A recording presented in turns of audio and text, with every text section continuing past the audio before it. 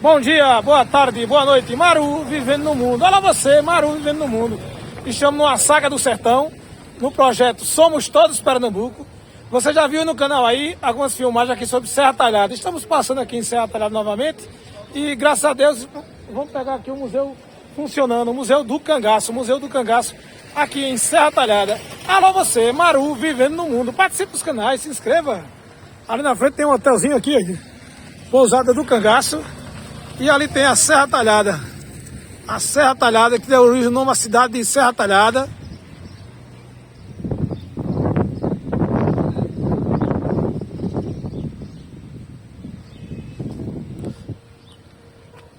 E estamos aqui no Museu do Cangaço.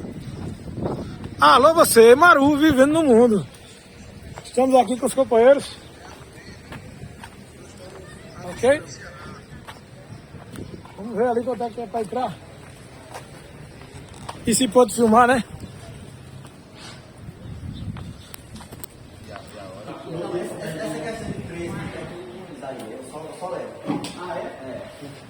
Vamos agora entrar aqui no Museu do Cangaço, aqui em Serra Talhada. O rapaz vai explicar tudinho aqui como é. Né?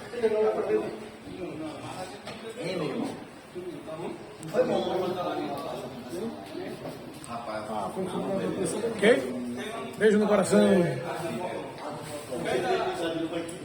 Monitorada? Isso. Pois vamos pra cá. É só porque justamente para estar no canal, entende? Como é o nome do senhor? Eu me chamo Sandino. Sandino, isso. Vou estar acompanhando aí vocês com a visita. Como é o seu nome mesmo? Ricardo Maru. Ô, Ricardo. Kumaru. É Kumaru ou Kumaru? Eu sou de Kumaru, mas meu nome é Maru, o apelido, entende? Ah, tá certo. Do canal e tudo mais. Pois, bom dia aí, pessoal do canal. Vou passar aqui rapidamente. Certo. E aí você vai perguntando se quiser que eu detalhe mais alguma coisa, né? Entendi. Mas a gente sempre gosta de falar, começando por Lampião em si. Certo. A gente está aqui na terra do Lampião, na Isso. Serra Talhada, a antiga Vila Bela, que foi onde ele nasceu.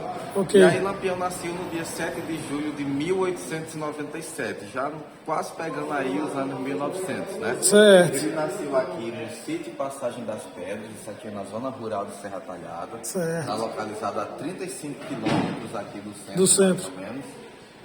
E aqui era a casa da avó dele, na verdade, que era comum naquela época, quando a mulher estava grávida, que ia ter filho, aí a mulher ia para a casa da mãe, para poder a mãe estar ajudando na criação, né, nos Entendo. primeiros meses de vida do filho. Entendo. Não foi diferente no caso do Lampião. E aí é bom falar que ele era vizinho naquela época do José Alves de Barros, que entrou para a história como Zé Saturnino.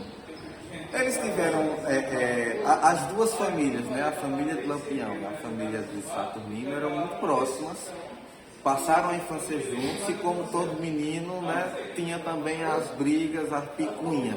Entendo. E aí chegou o momento que elas foi ficando mais intensas e até trazendo uma carga mais forte, né?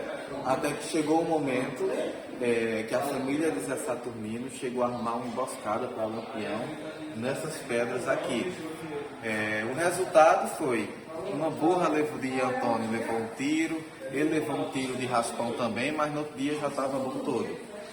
A família de Lampião e os irmãos deles conseguiram fugir, mas aí a partir daí já tomou uma outra proporção a relação entre essas duas famílias. Ok. Vale ressaltar que a mãe de Zé Saturnino, ela era madrinha de batismo do Lampião, só para você ver o quão era próxima as duas famílias.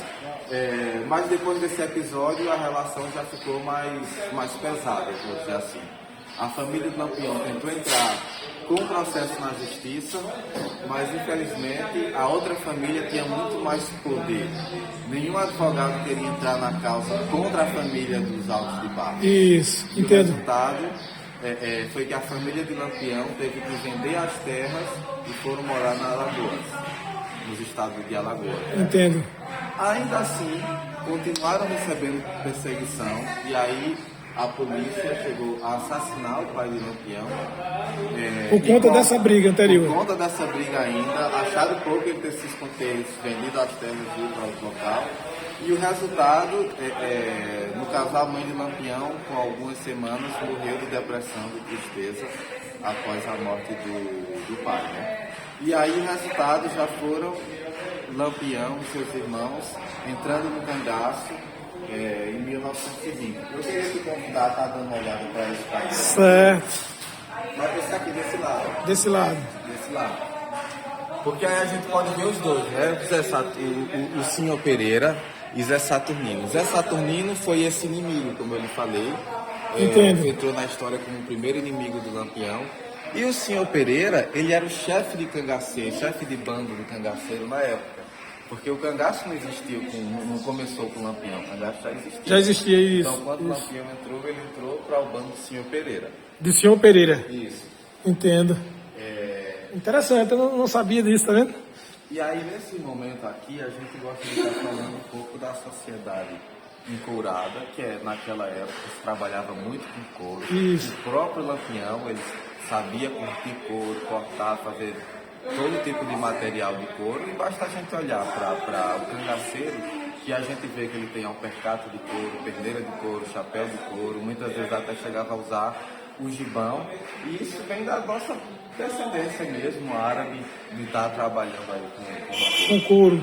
Deixa eu só abrir um parênteses, uma coisa que eu não falei, que a gente está observando para isso aqui, que é o que quer dizer cangaceiro, né?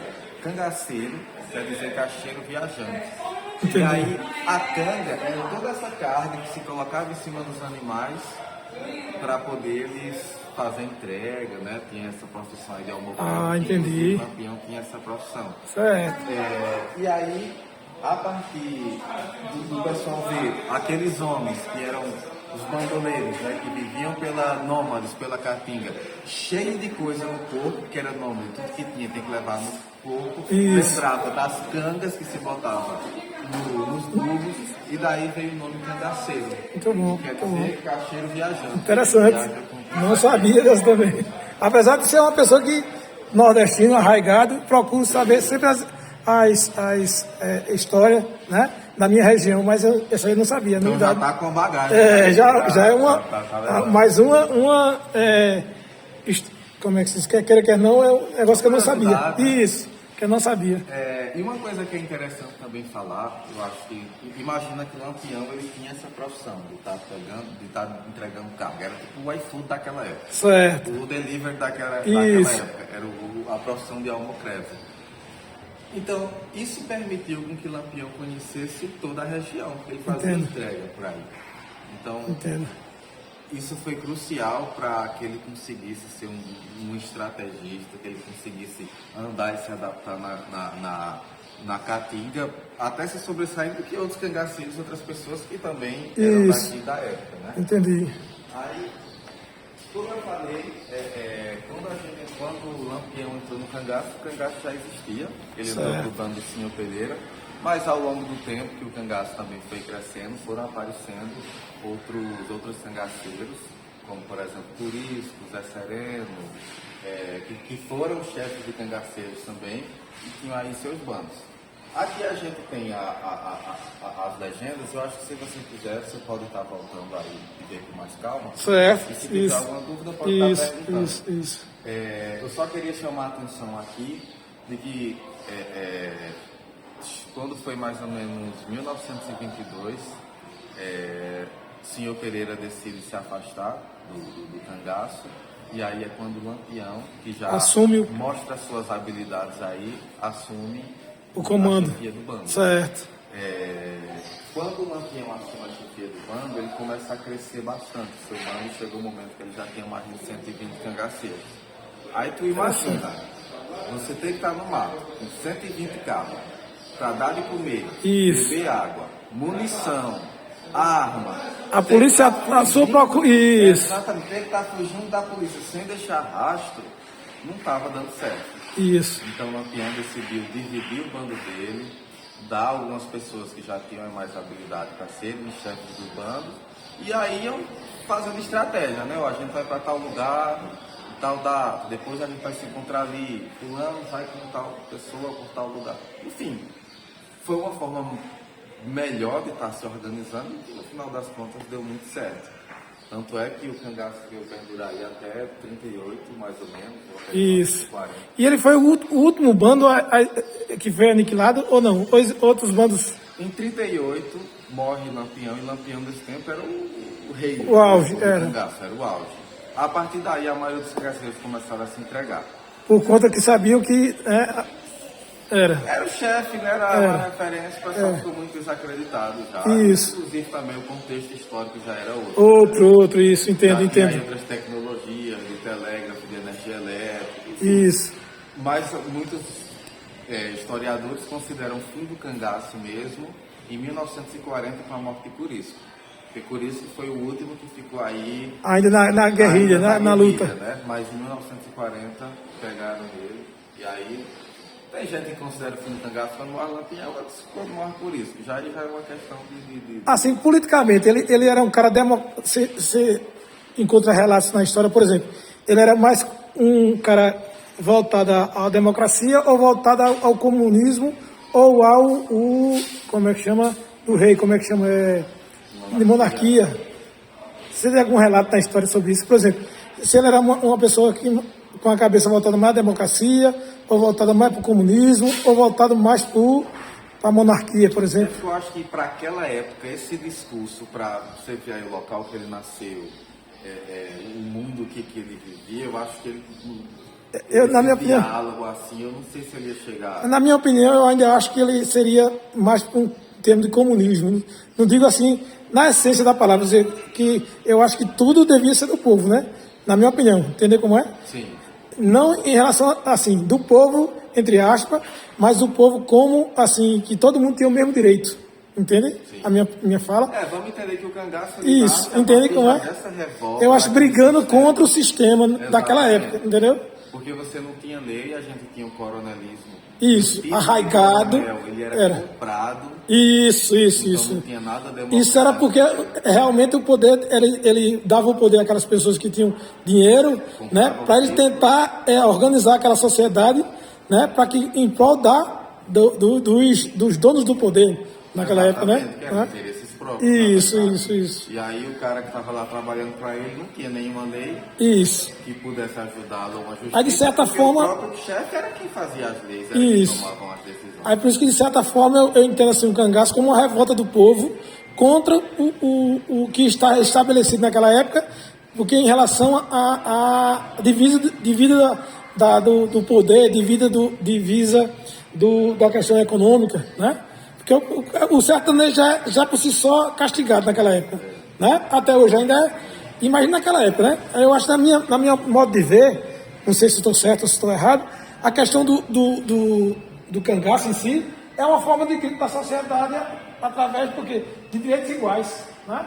Porque a gente vê que o Lampião, como você falou, o Lampião ele realmente era um grito da sociedade menos favorecida, né?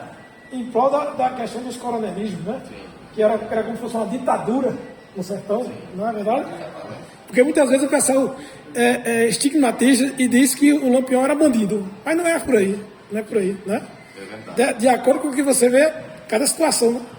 Eu só não me atreveria a dizer que Lampião teria esses pensamentos mais comunistas. Teve um episódio quando eles receberam do Padre Cício aí a patente de capitão, com o intuito de combater a coluna Prestes, que aí já era um pensamento bem mais comunista, né? Isso. E aí os cangaceiros receberam farda, receberam armamento, receberam munição. Ah, entendi. Mas quando receberam tudo isso, Lampião disse, eu não quero saber se Prestes presta ou não presta, eu vou cuidar do meu.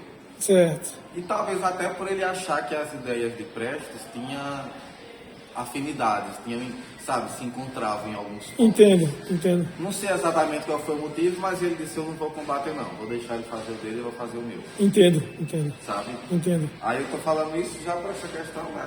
Isso. Ó, só para dar continuidade aqui, mas qualquer coisa pode perguntar. Certo. Melhor que vai ficando mais fluida a coisa.